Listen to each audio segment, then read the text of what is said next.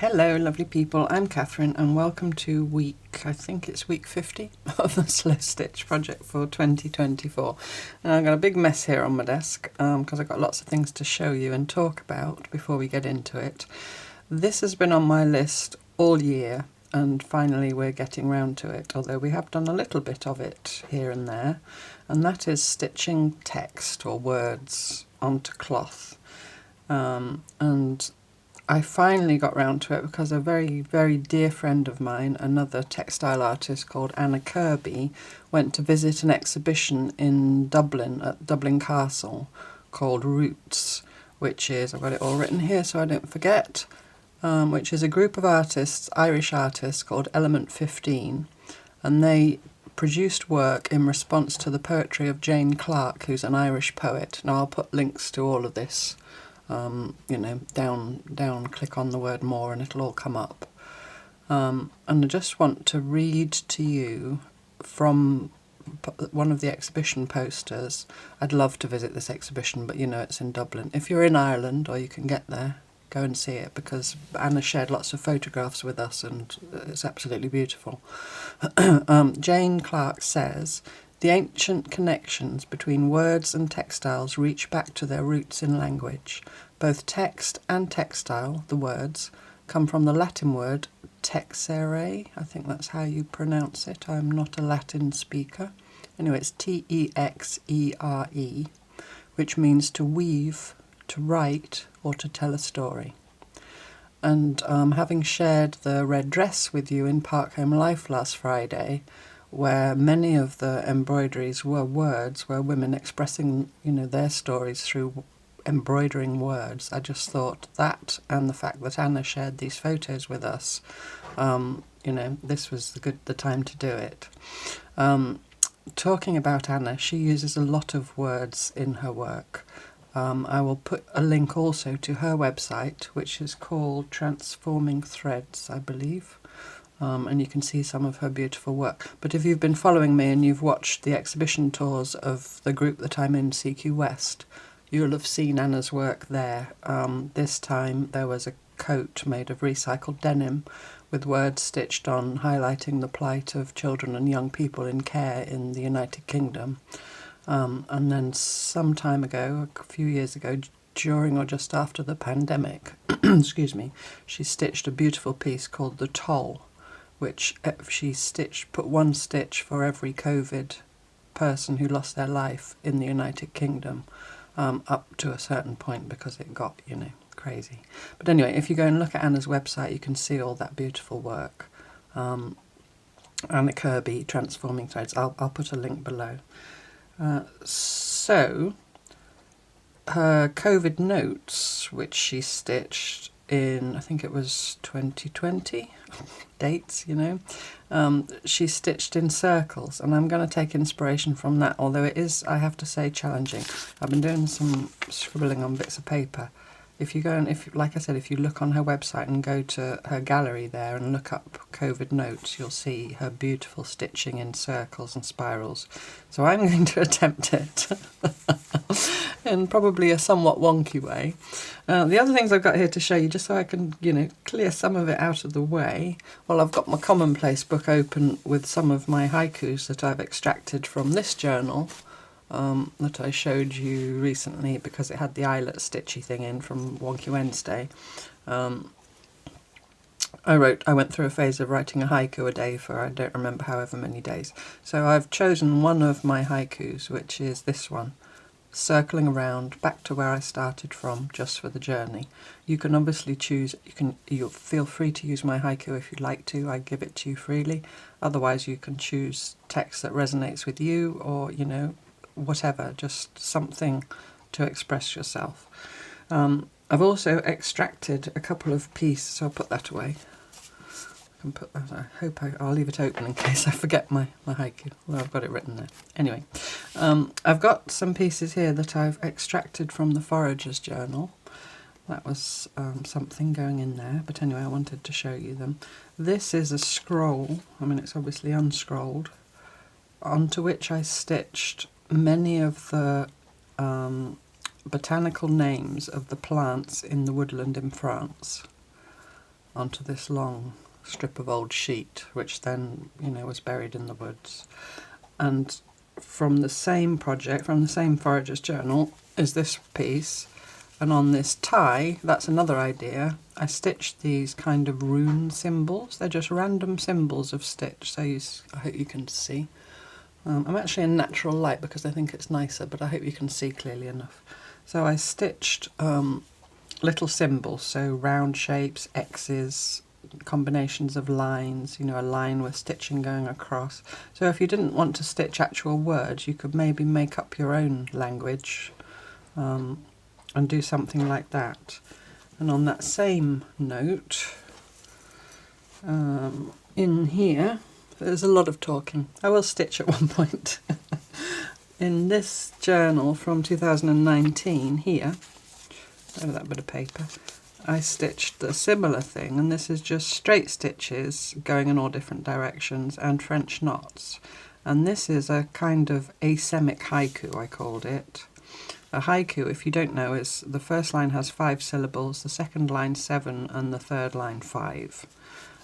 So I stitched 5 symbols, 7 symbols, 5 symbols. So it, you know, it doesn't say anything, but it has the rhythm and the form of a haiku.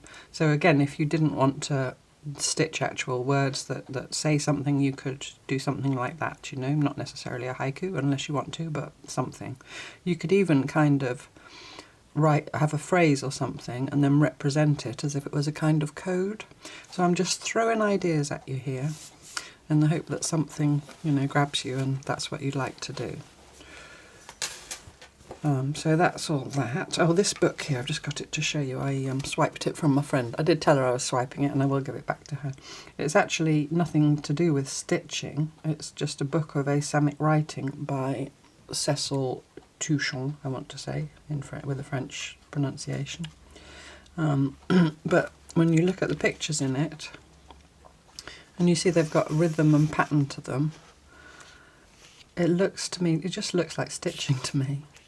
And they're beautiful, beautiful images, and they don't say anything, and that's the thing about Asemic writing. It doesn't say anything, but it says so much, I think. Just the way they're, you know. So you could stitch something like that. I'm laughing because, you know, I'm laughing at the idea of me trying to do that in a video. But so you could just, you know, stitch a pattern of something that's text-like but isn't actual words. Got that one there with the shape. So I hope that's enough ideas to be going on with. Look at that, you see? So yeah, that's Asemic writing. I shall give it back to her. Cecil Touchon. That's one written on the back of an envelope. Oh no, not really an envelope. What do you call it when you buy something and they give you a receipt? That's it. Yeah. So I expect you can find him online if you wanted to look him up. Cecil Touchon, and look at some of those in more detail. So that was that. So I've showed you that. So what I did for my Forager's Journal, because I stitched in lots of the pieces, I stitched words in lots of the little booklets that I buried in the woods. I designed an alphabet, basically, that I could represent in stitch. Because obviously when we're stitching, it's much harder to make curve shapes and things like that. And I just wanted my stitching to have some kind of regularity to it, like your handwriting does, you know, just through practice, doesn't it?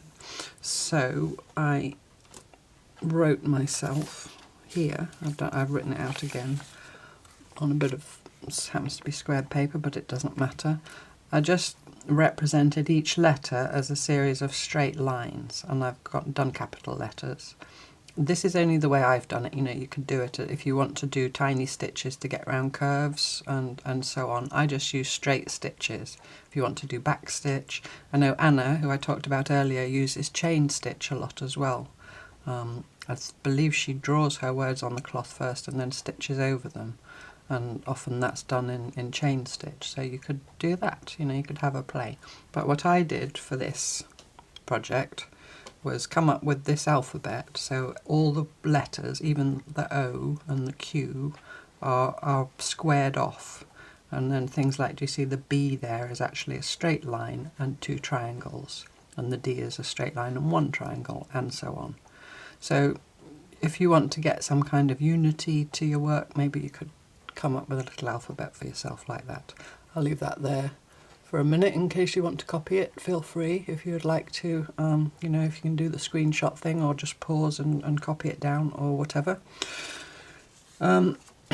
So what you will need after all that wittering is something to stitch on. I've got this lovely bit of old tea towel that's not rust printing, it's just marked with age, and I've got a little piece, I think that's poly cotton, but it's soft enough to stitch as a backing cloth. If you want to write anything on your cloth first or mark, I've done a little tiny circle in the middle. I would do that first before you put them together. So I would get your one piece of cloth, put it on a firm surface, a table, or if you've got a cutting mat or something, and then maybe put some masking tape around the edges to hold it firm while you write on it. And then, you know, and I just use for writing, I just use a soft pencil. This is a 4B cheapy pencil, and that's what I've used to make that little circle in the middle. But if you want to do, you know, the blue pen or the Frixion or any of those things, then if that's what you're used to, go for it. So I'm just tidying up a bit, like I said, there's a lot of stuff here.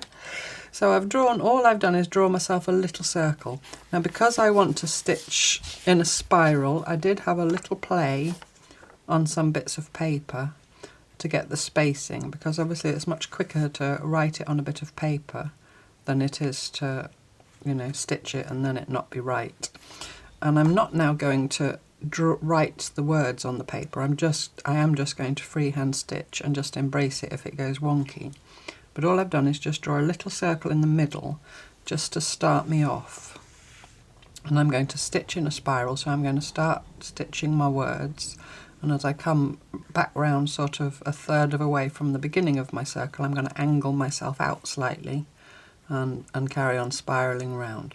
So if you want to draw a circle on a piece of paper to practice, and then practice drawing a spiral and then transfer that to your cloth, go for it. If you think circling is just, you know, not for you, then just you could draw yourself some guidelines, sort of 1/4 of an inch apart or however big you want your words, and then map out the spacing and go for it.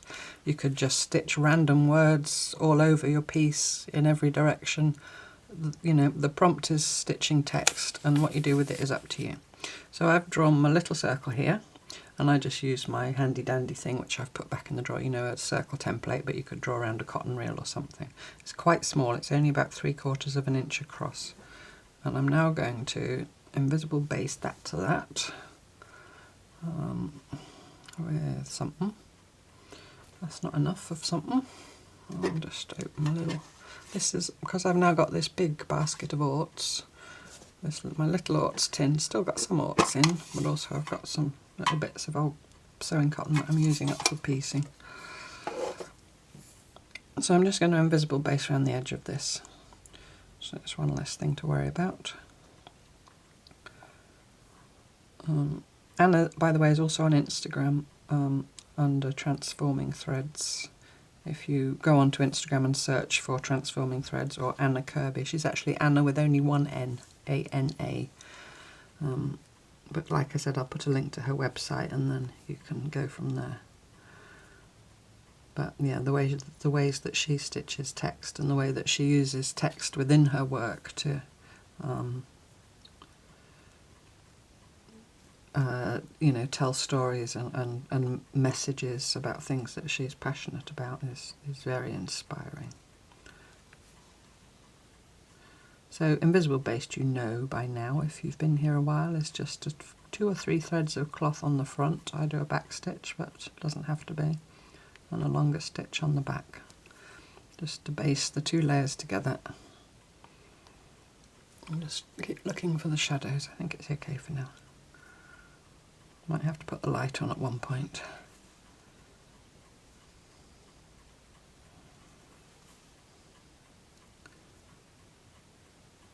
And then I'm probably going to stitch my words in dark red, which is what I used in my Forager's journal, just because I like the look of the dark red against the neutralish background. But again, you can do multicolours, or black on white cloth would be quite striking, or, you know,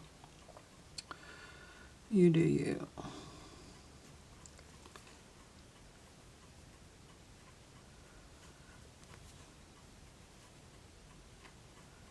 And this morning I had to go to the supermarket because I was, running out of stuff. And I left Stella home alone in the living room with her yak milk bone, which she's still got, which is down to about this much. And she was as good as gold. So I think we're getting there. And I wasn't even gone an hour probably, so it was only a short time, but I think I've said before here and there that she is, or was always used to being left, even after Sirius passed away. She was fine being left on her own. I think she just needed to settle. She just sighed as if she knows I'm talking about her, and she's sighing. I need another bit of that. And it's, if you have, if you do your slow stitch pieces or journal covers or making journals as well, it's lovely to stitch words in among, because we look for words. I mean, I can, when I saw the dress, I've just stuck that needle in there willy-nilly and now I can't find it again. Is it that one? That one? Number 9? Yes, that one.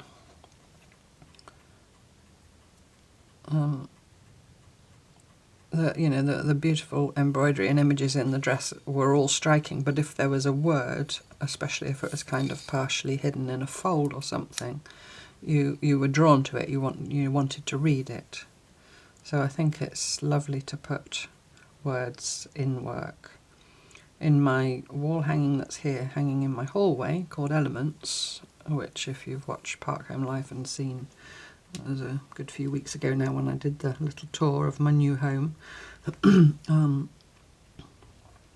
It's elements: earth, air, fire and water, and hidden within those pieces are the relevant words. So air's got the word air in it and so on, but you really have to look for it. Even I, who know it's there, struggles to find where it is.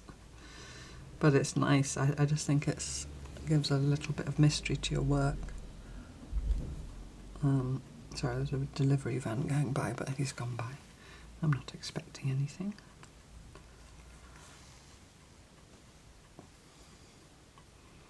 So although this week I'm going to, just only stitch words,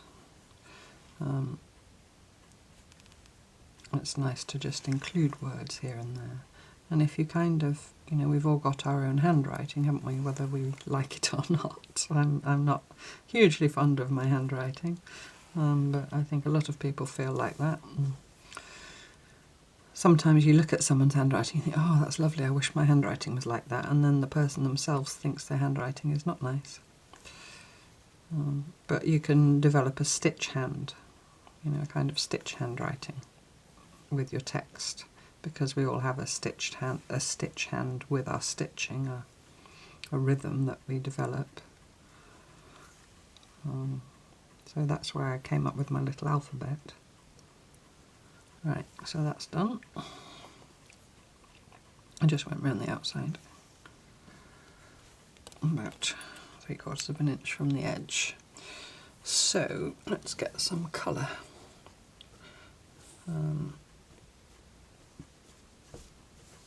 I could have pre-prepared, I'm sorry about that. There's some dark red there. That'll do pig.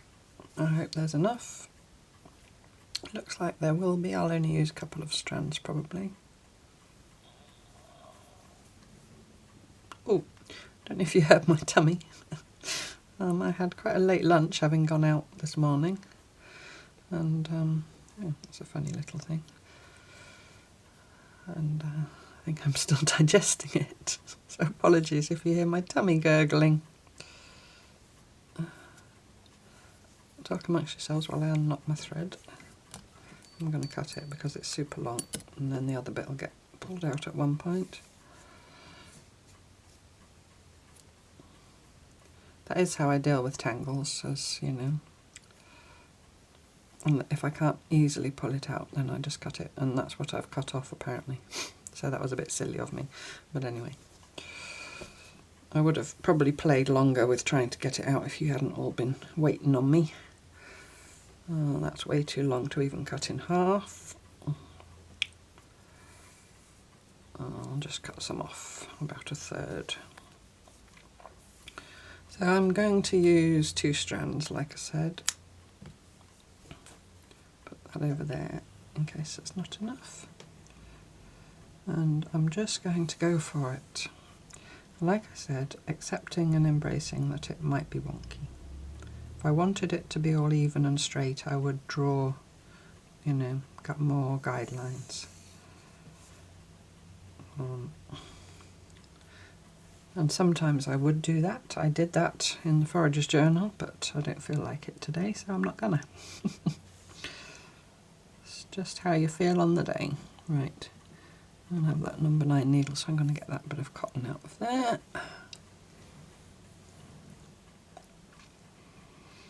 So I'm going to put a little dash, just a single stitch between each word, just so it's clear where the words end and begin, but you could also make a feature of the words just running into each other, and then the viewer has to work out where the words begin and end. You have to be a bit careful with doing that, because sometimes you get unintentional words that you maybe don't want there formed by the end of one word and the beginning of the next. So I'm going to start with the word circle, which I'm going to start at the top. I don't know why, I just am. So I'm going to make them about 1/4 of an inch big, and I'm going to stitch probably with stab stitch because I find I have more control. So I need the letter C, and I'm just going to sit it on just above this little pencil circle that I've drawn. And on my drawing here, I've got the first line of my haiku is circling around, and the word circling and the word around are kind of nearly the same length. So the word circling went about halfway around with 3/4 of an inch. So that's why it is worth having a little doodle first on paper. If you want to, you know, have a good idea of what's going to end up where. So my C is just 3 stitches, making a 3-sided shape like that. And I'm going to turn it slightly, leave a bit of a space, and my I has a hat and a foot. So I'll do those first just to get the placement. And if this ends up spaced differently to my drawing, again, spiralling is easier, I think, than doing concentric circles, because if you do concentric circles you have to be sure that you've got the room in your circle to space your letters accurately, whereas if it's a spiral, the tail of a spiral goes off into space, so there's less pressure, I think, with a spiral. That's my thinking anyway. I'm just going to do my 2 little straight stitches for my eye, and then a long stitch joining them through their middles.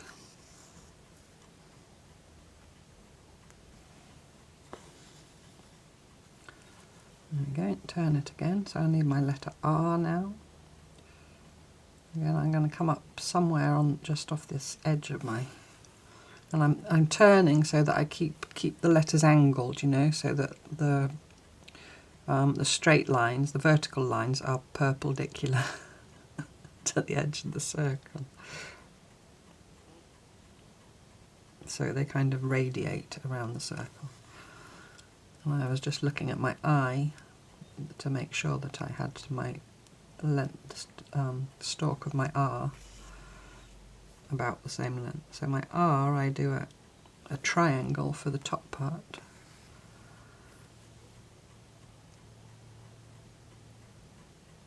Try and go in the same hole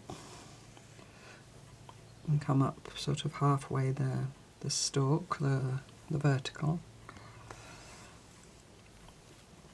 and I come sort of halfway that stitch that I just made.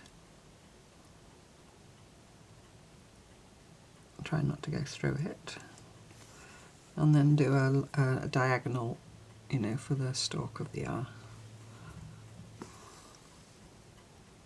like so, and then turn it again. And now I need to do the C, so I come up again just off the edge of the circle and do my vertical first. If there is a vertical, I think it's not a bad idea to do the vertical first. I didn't do it with the I, but it turned out okay. So now I need my letter C again. I do find I have to keep my wits about me as to what letter comes next as well. Because when I'm writing, I'm quite good at spelling, luckily. But when you're stitching, it takes you a while to make the letter, and then you kind of forget what the next letter's supposed to be.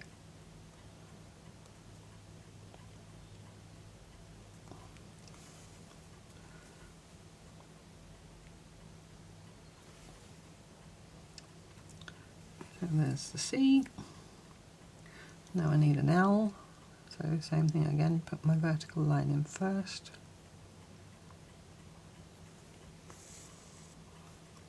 Make sure it's perpendicular. I do hope that you all know why I'm saying perpendicular. Otherwise you'll think I've lost the plot. I said it in a Wonky Wednesday some weeks ago, because I had two bits of purple that were perpendicular to each other. Circle, and now I need another I again, so turn it slightly. I'm going to end up going further round on this. I've made my letters slightly bigger, but like I said, because I'm spiralling rather than staying concentric, it doesn't matter, because my only limit is the edge of my bit of cloth.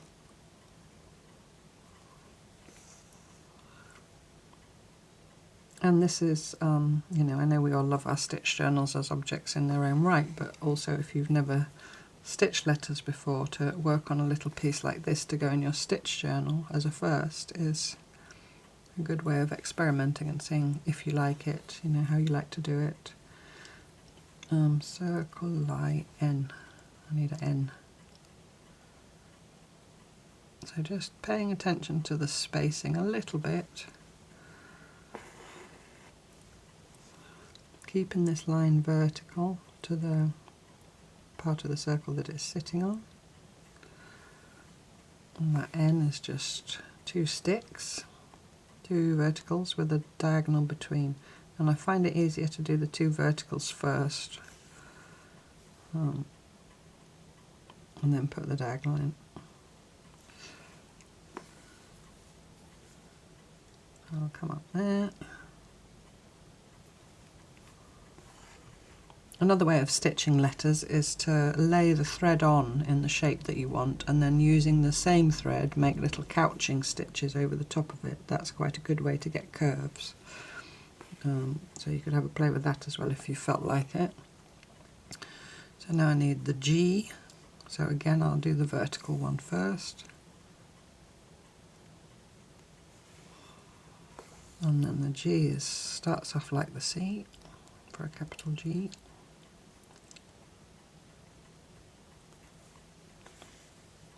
So then once you've got that vertical, you want the horizontals to be at a 90-degree angle. I mean, obviously you don't have to put a protractor on it, but just visually, just by eye.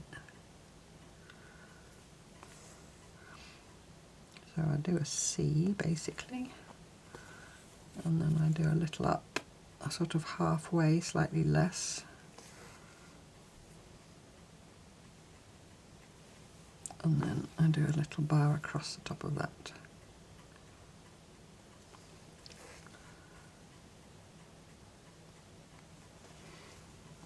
So that's my first word. And then I'm going to do a little stitch to show there's a break between the words. Just a tiny little normal running stitch. And then my next word is around, and now I want to start angling out so that I end up coming out round the edge of the word circle. So I'm going to go up away from my line. I'm just kind of visualising on the cloth where that line would be. If you really wanted to, you could get your pencil at this point and start up where you need to end up, which is here, just above this letter C here, and then just draw yourself a little guideline coming down to where you are. I don't know if you can see that, but I hope you know what I mean. Can you see that? Just a little guideline. So I need to start my word around sitting on that line.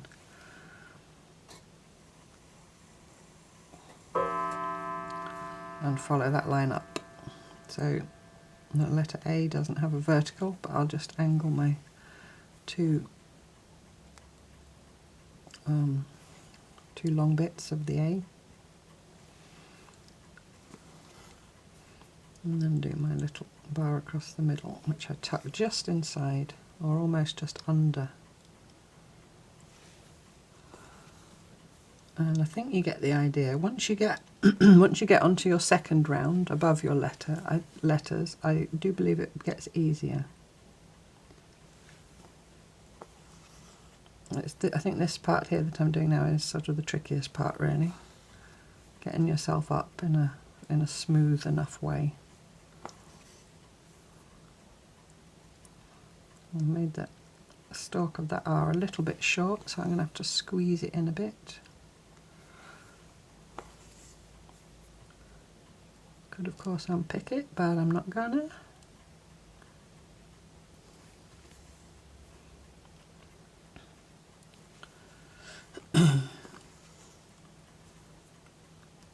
And the letter O.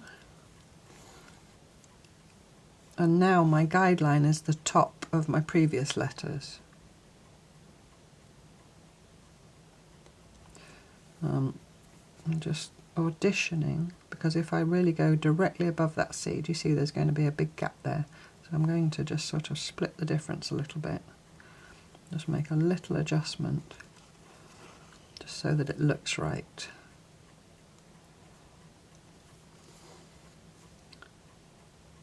It probably will look a bit wonky, this O, but it'll be alright.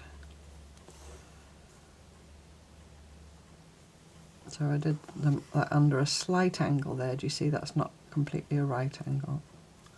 You say you could see, Catherine, if your thumb wasn't in the way.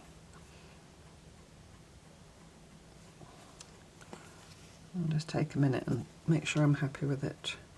I think it'll be okay. It's a funny little wedge-shaped O, but I think once it's got all the other words around it. So now I need U, because I'm doing the word around. And from here on out, it should be relatively plain sailing. She said, hopefully. It's very mindful to do, I think, and it's lovely to see the words appear, you know.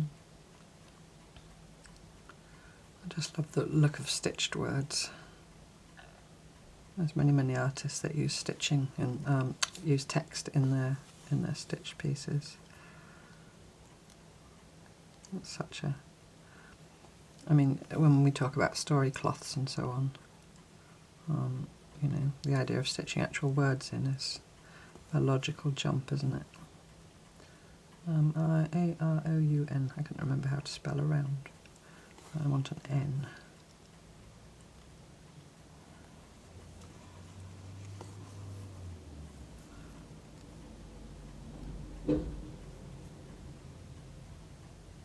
No, I did my N backwards.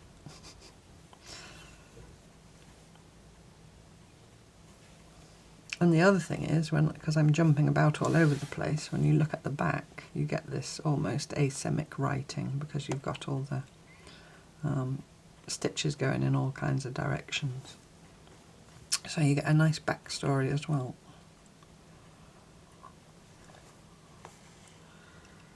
So I hope you get, I need my D.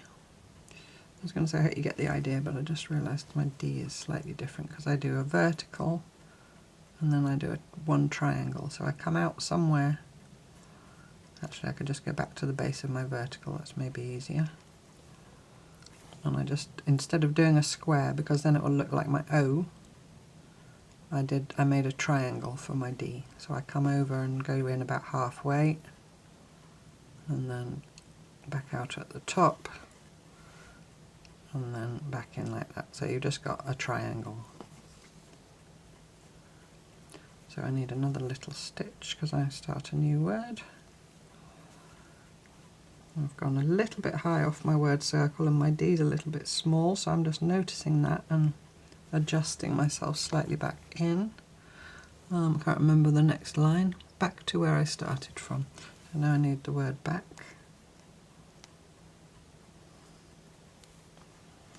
And the letter B is the same as the D, only it's two little Ds, one on top of each other. So I'm going to make sure I put a slightly longer stick so I've got room.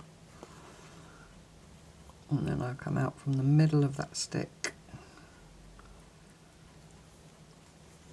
and then do a triangle going up.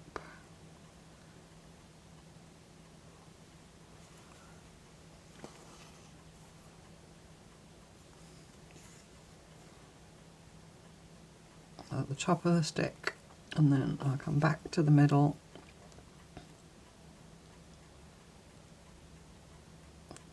poking around until I get the right place, and just do another little triangle at the bottom.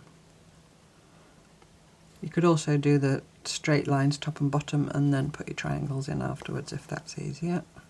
So do you see if I stop there it's an R, but I need to close the bottom to make the B. And that's what kind of makes it a font, I think, that there are relationships between all the shapes of all the different letters.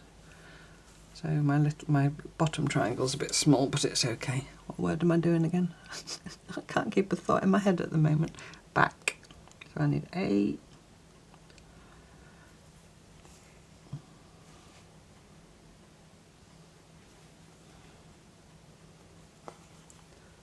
I just love the look of this dark red against the age spots on this old tea towel.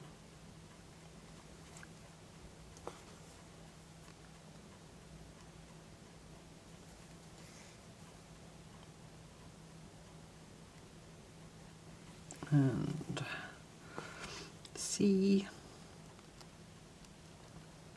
I am finding that I am having to concentrate a little bit more than normal. This is why I'm not talking as much. Well, I've talked a lot, to be honest, as well at the beginning.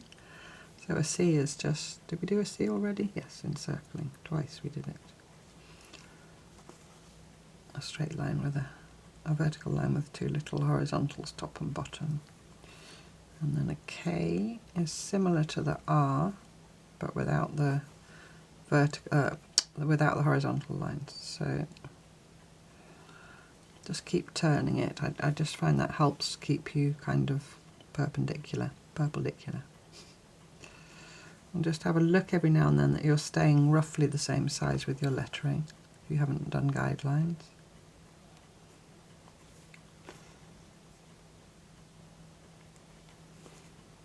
So a K is obviously a vertical line and then two diagonal lines coming into the middle of it.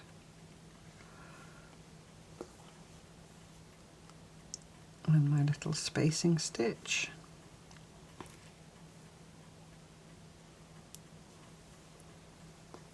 And now I need the word to. I don't know if I'll just manage with this bit of thread.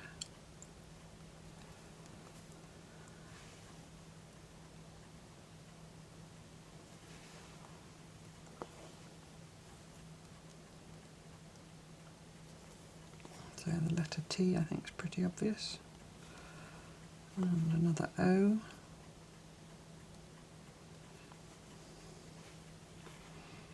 And you might, if you've written your own little alphabet or your own font, if you would like to call it that, it kind of is a font, you might have to refer to it. I can remember when I was stitching the Forager's Journal in the beginning, when I was stitching lots of letters, I had to keep looking to remind myself how I'd planned to make the letters. But, you know, after stitching some of this long scroll, I kind of had it. But that was some months ago, so I needed a little refresher. And I just think the action of drawing it on or writing it on a piece of paper just helps fix it in your brain, as well as providing you with a reference. So I'm going to get my one little spacing stitch out of this bit of thread, and then I need new thread.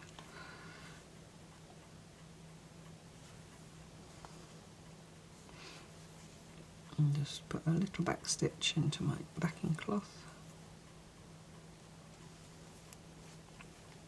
and snip it.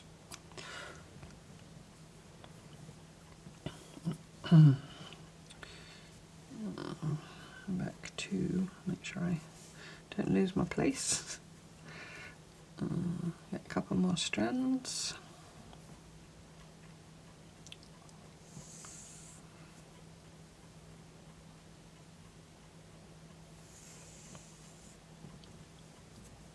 you could also just not plan in advance what you were going to write or stitch. You could just start and do a kind of stream of consciousness thing, exercise, you know, just whatever words came into your head, and just keep going. You know, if you had a bigger piece of cloth, that could be a nice meditative exercise for, you know, it's kind of journaling on a piece of cloth. You could turn it into a daily practice for some period of time, a word a day. That would also be a nice thing to do.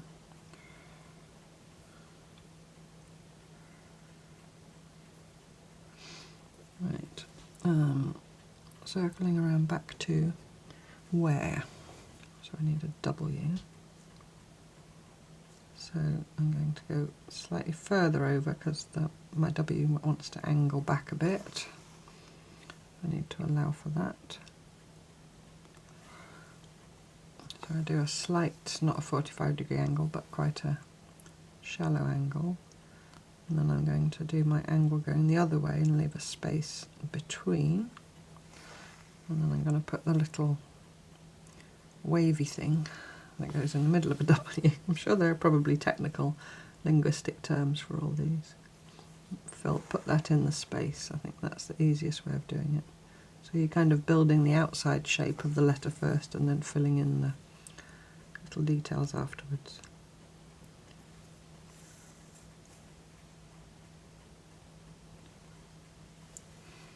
But you can see what I'm doing, and I actually think I'm going to have to put the light on because I can't see very well. So apologies for the change in lighting. But you'll only find the switch. Brace yourselves. There we go. Just have a look that it looks okay. Yeah, apologies for that. It got dark suddenly. It's gone cloudy. It's not that late in the day, but so an H. That's better. I can see now.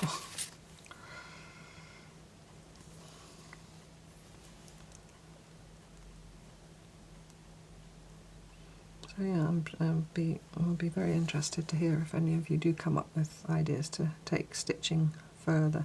I'm jumping up a little bit too high here. I got more space because it's my space between my words, but I'm just going from the top of that G with my needle just to see where I'm supposed to be.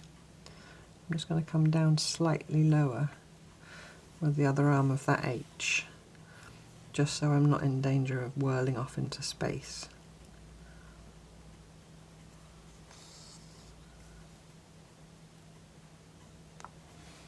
And again, I tuck the little crossbar thingy underneath the vertical stitch. And same again, because I'm here, there's a lot of space here. I'm just kind of, with my needle, indicating where I need to be, which is going to be about there.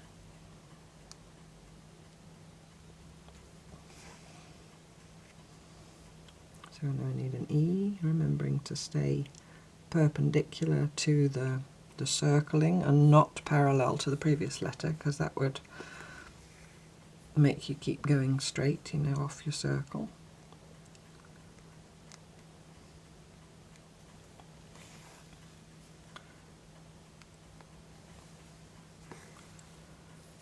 And an E is fairly straightforward. I've now come in a bit close, but I'll just jump back up again.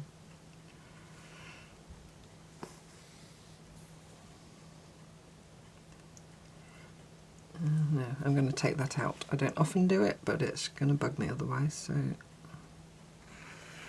it's only 3 stitches. I just came far too low with that E.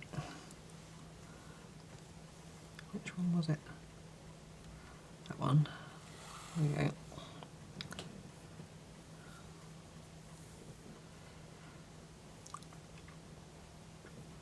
And we'll have another go.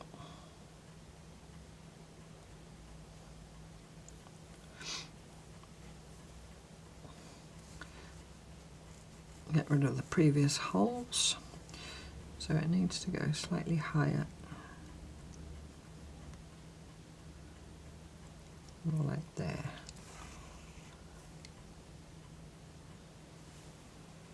So just, you know, take it steady, pay attention to your work, stop and look every now and then at what you're doing, and if it's pleasing to your eye.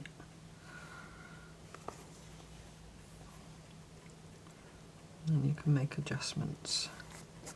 Whoops, and get knots in your thread. I think it's now raining. That's why it suddenly went dark.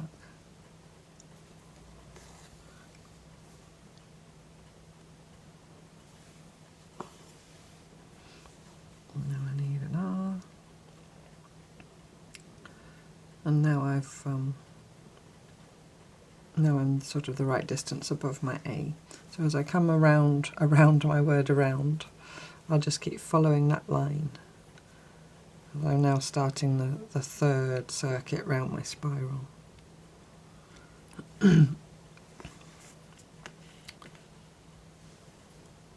Why are you getting knotty?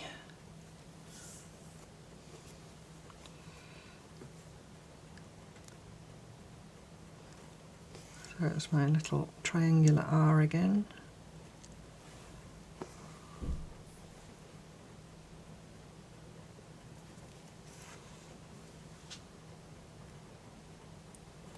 I don't know if you can hear the rain, it's quite hard.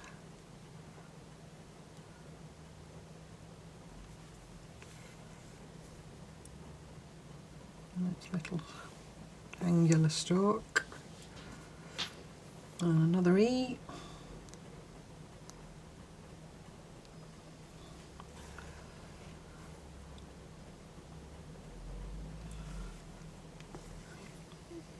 And I hope you get the idea. I don't have to keep telling you the letters.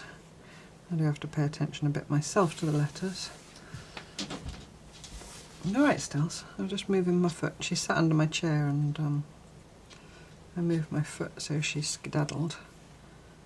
She maybe thought I was going to push my chair out. She would be on her. She's got a little rug on the sofa that she sits on. But somebody else is asleep on it. Somebody who thinks everywhere is his place. I don't know if you saw the photo I posted a few days ago of him asleep in the little square basket which houses my slow journaling project. Fred I'm talking about, of course, in case you're wondering. I just need to check my next word. Do where I. So it's just I. Yeah, and when he finally got out and I lifted up the little blanket, because the little blanket that I'm working on when I'm recording the videos is over the top of the basket, and that's probably why it was so inviting to him. But all my papers and bits and bobs that are in there are all rumpled up. So I said to him, it's a good job I like grunge.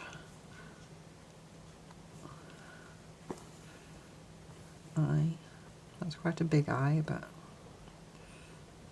I don't think I mind. Started. So an S, yes. An S is a bit challenging. In fact, I have to look at it because I sometimes end up doing a number 2 instead. And no sniggering. Because I said I'm doing a number 2, sorry, I'm sniggering myself. Come on, Catherine, hold it together. You wouldn't even have noticed if you hadn't drawn attention to it. So yeah, so an S has to have, I do the middle horizontal first, just to get the sizing right. Otherwise I end up either running out of space or making it too big. So I just do a stitch, a horizontal stitch. And then for the top of the S I go up.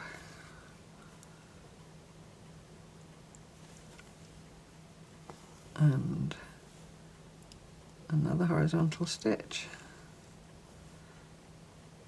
which is like a little C that's half the height of the line, and then I come back to my first stitch to the end of it, and it does look like a number 5 as well, but you know, that's just the nature of it because it's with straight lines rather than curves, but within the context of the word it will read as an S. And then like that. So I do the middle line first, that kind of helps my spacing not be too bad. I'm doing the word started. So my T, again I'll do my vertical, but I'll come a little bit further on because that's going to be, I need room for its hat. My S is also a bit big because my I was a bit big, so I'm going to ever so slightly go a bit, just a tiny bit smaller.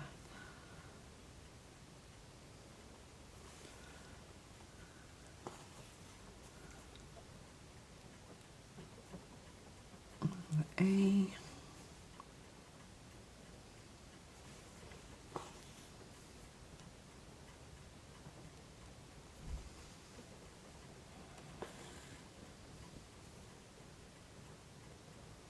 You're a pigeon walking on the roof.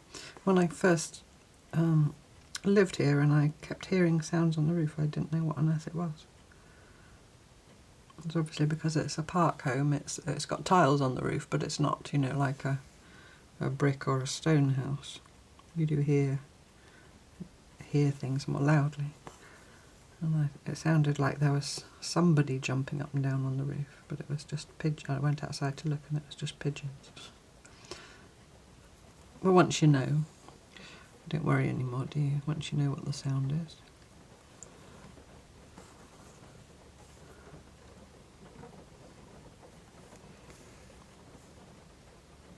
And it's the same with the rain, but it's quite a pleasant sound when you're safe and warm inside.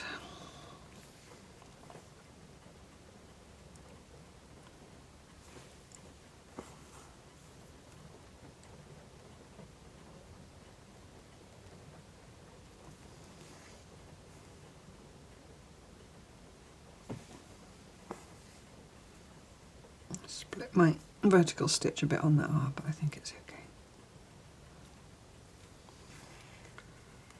So my T needs to go really perpendicular because I can't say perpendicular anymore, it just comes out perpendicular because my angles were going a bit wrong, so I just paid a bit more attention to my T just to make sure I was perpendicular to the previous round of stitching.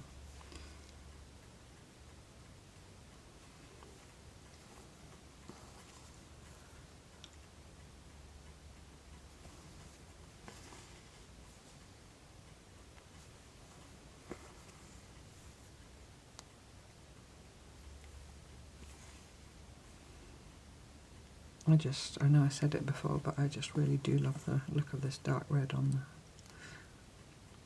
the rusty background. It's got a kind of medieval feeling to it to me. I don't know why that is, but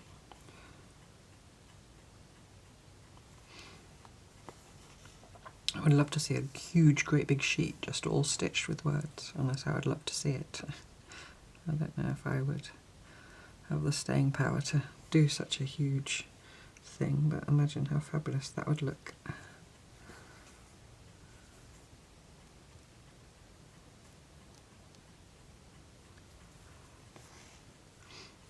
Maybe we'll do some stitching words in one of the 2 journaling projects. Thank you so much, by the way, for your positive response to that little video I made about next year's projects. I'm so glad that you, well, all of those who said like the sound of it. Started from, I need my little spacing stitch. I just think, you know, those little spacing stitches just give a rhythm to it. Actually in this scroll, and I can always go back and do that, I did little, I'm showing you something if you'd like to look up. I did little crosses between the words. So they're quite long words because they're botanical names, but you see, did a little cross, and then Centauri nigra, and then another cross, and Melica uniflora, and another cross, Carex pendula, and so on and so on. Silene latifolia, that's like poetry to me. Botanical names. Stop reading it, Catherine, you're supposed to be stitching. Slightly distracted. Where was I now? I've lost my thread, so to speak. Started from. So yeah, so I'll see how I feel when it's done. I might go back and turn those little spacing stitches into crosses. I did like the look of those. And I think they're a bit more visually obvious because they're a symbol rather than just a stitch.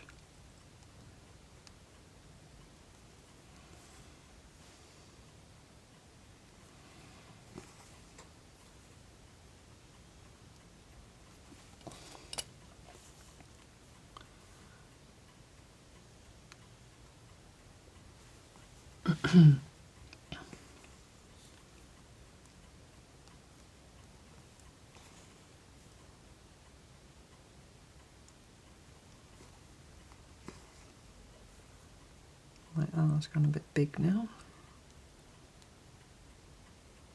I think I will have to keep talking about the stitching, otherwise I stop talking altogether.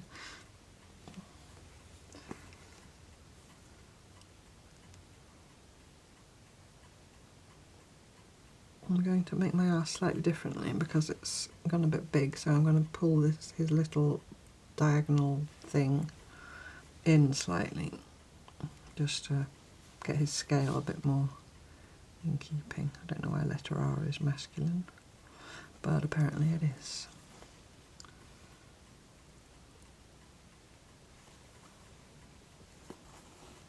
So I need an O. I did the horizontal first rather than the vertical, but I think I've got away with it. And of course, if you can make your font, whatever you come up with one stitch in and out, then you go for it and, you know, experiment. But I just find doing two movements, like I said, just gives me a bit more control over where I'm placing the stitch and forming the letter. So now I need an M, so those mirror symmetry letters like M's and W's and so on, I do the 2 and H's. I do the 2 verticals first.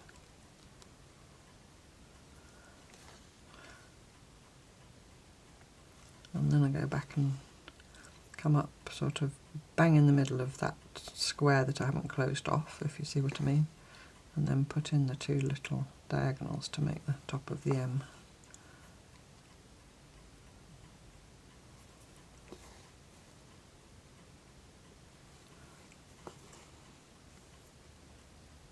And I'm going to carry on just doing the single stitches for now. I was tempted to change to a cross. If I go back and do the crosses, I'll do them all in one go. Back to where I started from. Oh yeah, just for the journey. We're on the last line of the haiku. So a J, I just do a straight stitch for the base, and then the vertical stitch.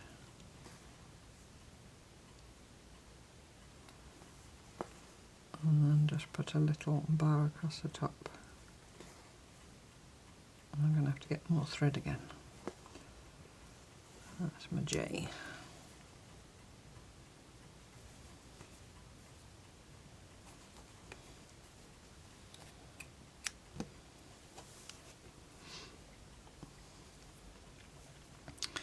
Which is my last 2 strands from that piece of floss, and I think it might just be enough.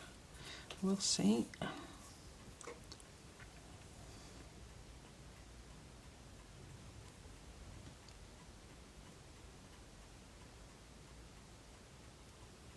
Come on, in you go. There we go.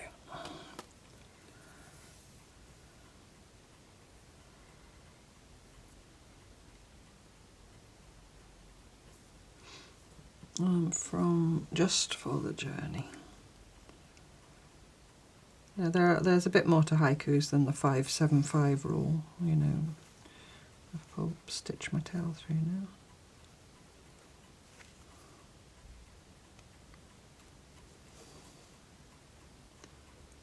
You can read up about that if you don't know already, because I can't exactly remember, but you know, about the subject matter and how the words relate to each other. There's quite complex rules. I can't get that back. I'm going to try and cut it off without cutting the thread. But when I did it, or when I do it, because every now and then I feel inspired to write one, It's going to chime 2. Oh, is that all it is? I thought it was later. No, it's nearly 3. My clock's slow and apparently I haven't changed it. It needs winding up. What was I saying? Oh yeah, I just followed the 5-7-5 rhythm. Was that what I was saying? Can't remember now. Now I've got another S to do, so I'll do the same thing as before. I'll do the middle horizontal first, just to get the spacing somewhat right. And then do a vertical at the beginning of the stitch. Obviously, as well, if you're not an English speaker, I know there are some people who watch me that don't even that don't use this alphabet. That would be very interesting to see. I don't know if there's anybody in the Facebook group that uses a different alphabet. You know how you form letters in other alphabets, or in you know, in languages that use other alphabets, or languages that use different symbols. Well, that's all an alphabet is, but I know there are languages where there are symbols for compound sounds. Do I even know what I'm saying? Do I make any sense? Say, not usually, Catherine. Right, my T, my S went a bit big again because I angled that top up too much. Do you see? It's kind of shooting up instead of, but I'm leaving it now. I'll make the T slightly higher to kind of anchor that back in.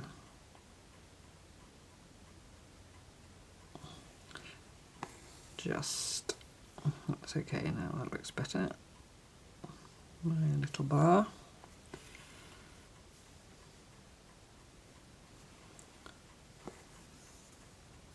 For the journey.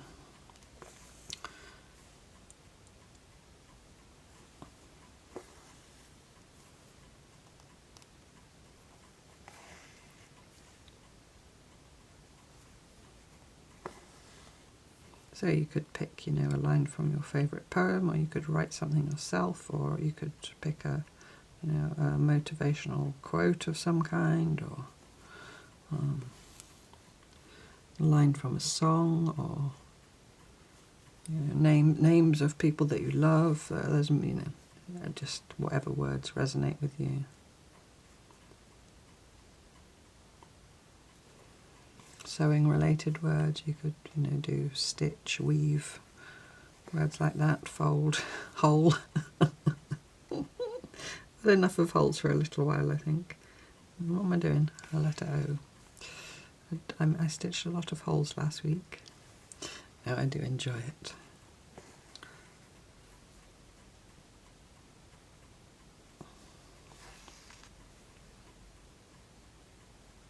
And when I kept getting holes, hole last Monday, I could have done. In the end, I did a darn. I did eyelet stitch in the first holes that I got. I could have done other things. I could have patched over a hole or whatever, but honouring the hole with an eyelet stitch or a darn seemed more in keeping with the exercise, you know. And so if I'd made a hole and then patched over it or something like that, I mean, I suppose darning over it, but you still see the hole. That was my my reason for persisting with eyelet stitch. Plus, I just like eyelet stitch. I think I did the weave really just to show you all something different. I think if it had been me, I'd have just kept on doing eyelet stitch. Well, for me, things don't have to be different, you know, for the sake of being different.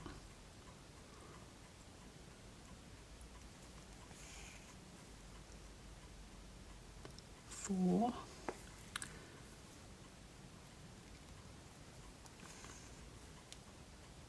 So now I've only got the journey left to do.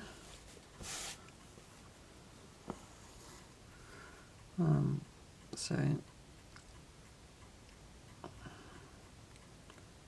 I could now just carry on going round and then just stop when I come to the end of journey, or I could stitch off. And I know if you go and look at Anna's website, who I talked about at the beginning, and a couple of her pieces, she just stitched straight off in a line. So I might copy her. I'm sure she won't mind.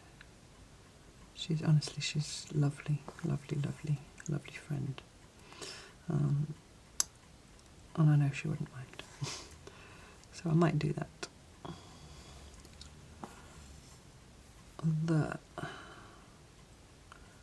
So I'm going to do the start at the bottom of the H so that I get my spacing right above that I, which, if you remember, I made a bit tall.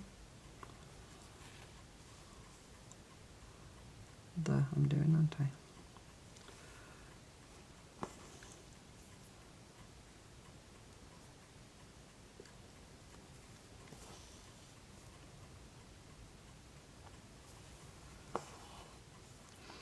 So this cloth is quite an open weave, so I'm wondering if I can just be guided by the line of the weave, or if I need to actually draw a line. Where's our ruler gone? I'll just stop to get my needle out a minute. So I'm just looking, I'm just going to put my, sorry about the glaring if you're looking at my ruler. So I want my E, if I want my word journey to come straight there, and my E will come round there, I'll go up slightly. I think I'm going to just draw myself a very faint line, just to sit my word journey on. So now I'll do my E. Is that ruler out of shot? Because I know it really shines.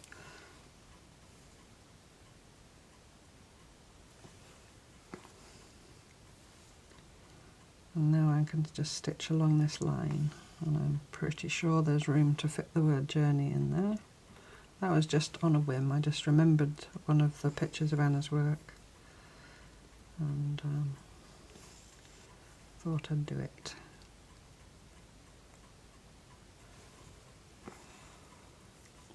And then the word journey will stand out, you know, it'll be really clear.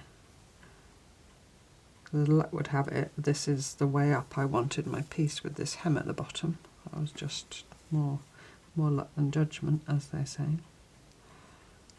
That means my word journey is now going to be the right way up, so it will stand out really clearly and be really readable, and that will maybe invite the viewer to go and read the rest.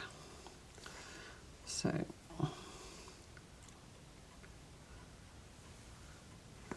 that's just a happy accident, but it kind of comes from paying attention, because, you know, sometimes happy accidents happen and they go by unobserved. We don't see the opportunity, and that's part of the mindfulness of slow stitching. It's just paying attention and, you know, being engaged with what it is you're working on, as if it were a conversation, which it kind of is.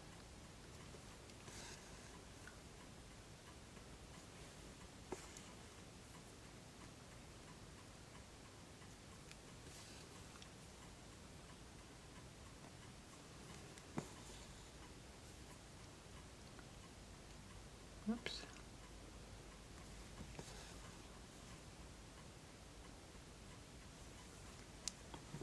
Sorry, stop talking again, concentrating. J-O-U.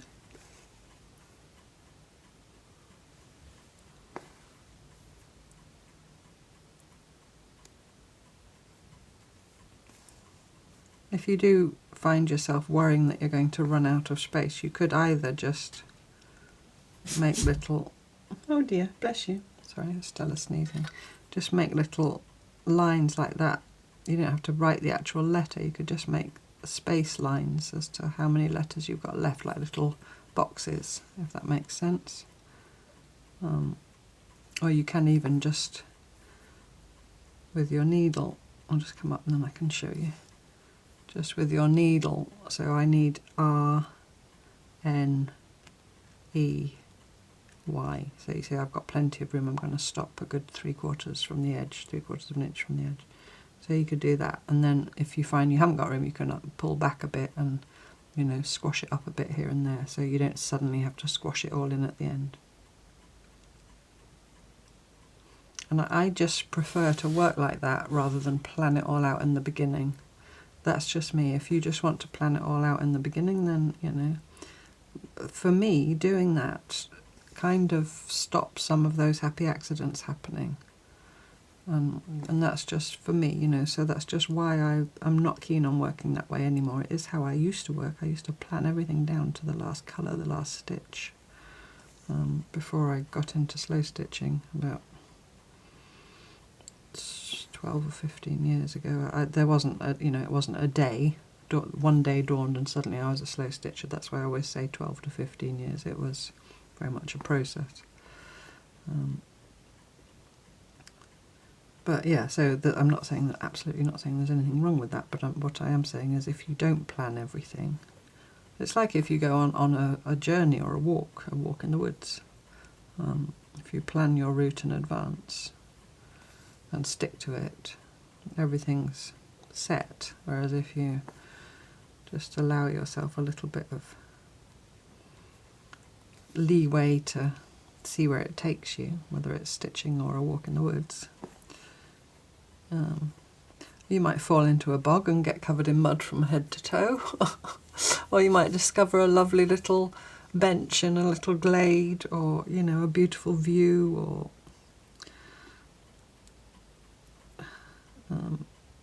EY, yes, how do you spell journey? I think I've been writing the word journal so much, I got that far and I wanted to do AL, but that's not the word that I need here.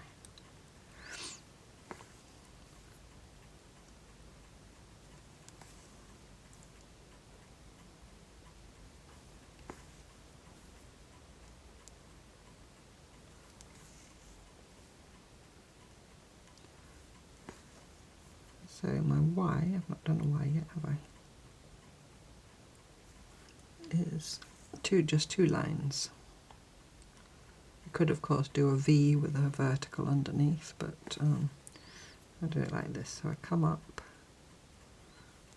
on the base line and then I just go up under a 45-degree angle to the height of my letters, and then I just jump back across, so I'm sort of vertically up from where that stitch began, and just do it like that. And there we go. And I think I will just do one of my little marker stitches, and I do think I do want to turn them into crosses, which means doing a lot of jumping or stopping and starting. Actually, it's probably only this first time. After that I can jump because they'll all be closer together. Let's do another back stitch. That was not very secure.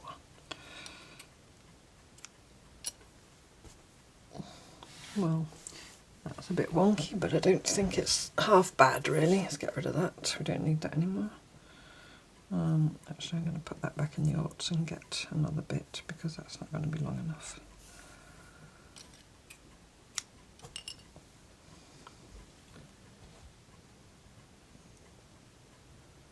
I'll just get one strand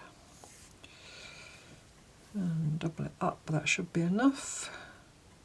If you want to double up a thread, will it be enough? No, it won't be. If you do want to double up a thread, it's better to double it and then thread the two cut ends through your needle rather than threading one end through and knotting the two ends together. That way, because the tension on the two strands will be different, that's when it'll knot and tangle and you'll get loops in your stitching. So although it's very tempting to only thread one end through, especially if you struggle to thread needles, it's always better to thread the two cut ends. Right, so I'm just going to go back all over my little joiny things and just turn them into tiny crosses.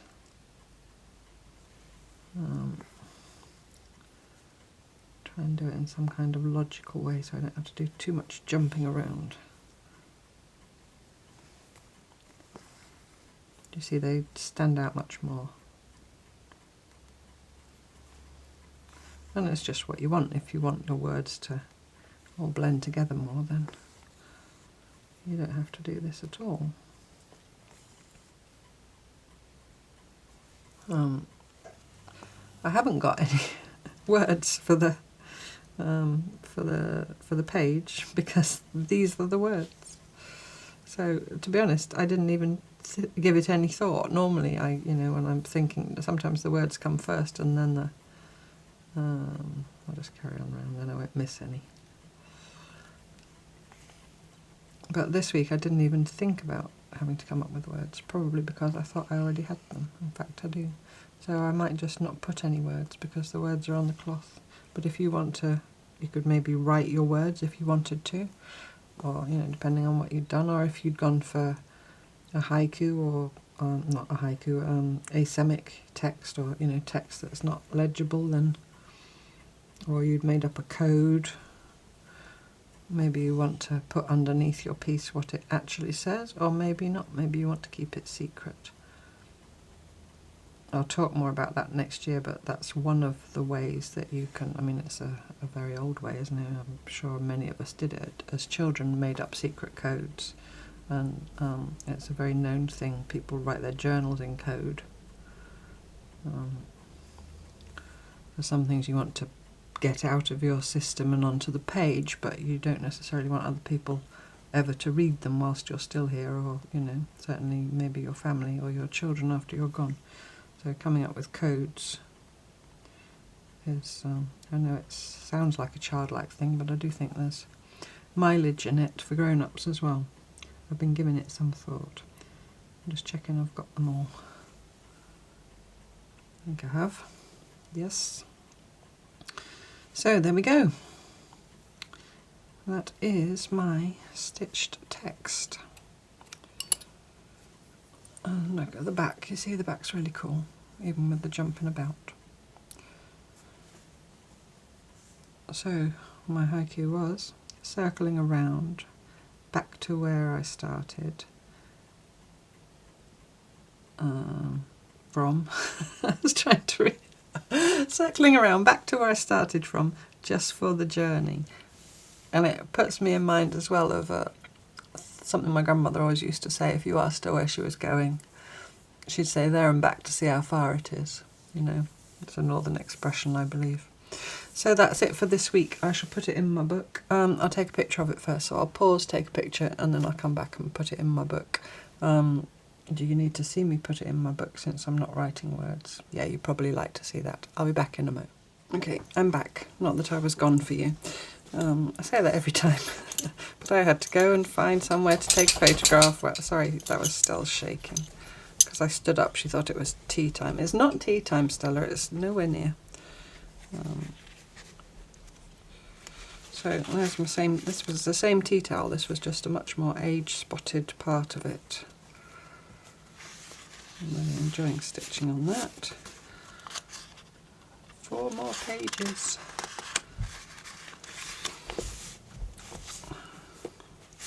It's slightly too big, I don't want to cut it. I'm just going to stitch it where it meets the page. Oops.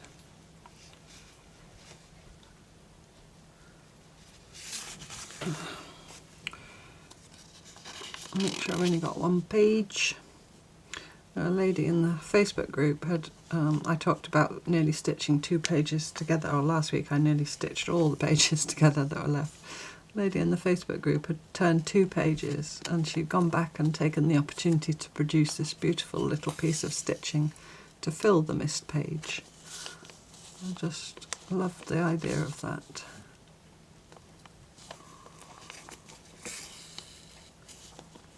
Trying to stay somewhat parallel to the top, but it's a bit difficult because I could pull it closer and you could still see if you need to see. I don't really do.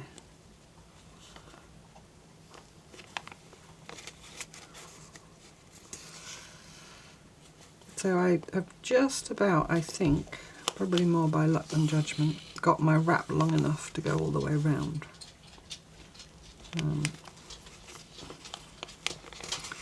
I know that there have been some people who have not been putting their pieces in their journal as they've been going along, and they're planning on doing it now, and there's been some discussion about how to do that. Because I can't get over the top of it to see if it's straight because of the camera. I like round journals. I think you all know that by now. I've said it all along. And I knew this was going to get round, and I do believe that I did. I hope at least that I mentioned. I know I talked about alligator mouth and all that. I mean, this alligator mouth doesn't even begin to describe this. Let's just write the date before I forget. So it's the 9th, is it? I think so. Is it the 9th? Yeah.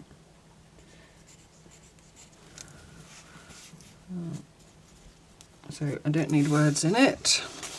So there we go, circling around back to where I started from, just for the journey. That's this week's stitching text. So I just like the idea that you have to really hold them close because they're bursting with goodness, but that's just me. And he rolls, look, roly-poly journal. He's making the desk wobble. Anyway, I hope you enjoy that and have fun with stitching text or Asemic text or whatever you come up with. And thank you so much for watching, and I look forward to you joining me next time for more Cloth Tales. Bye bye.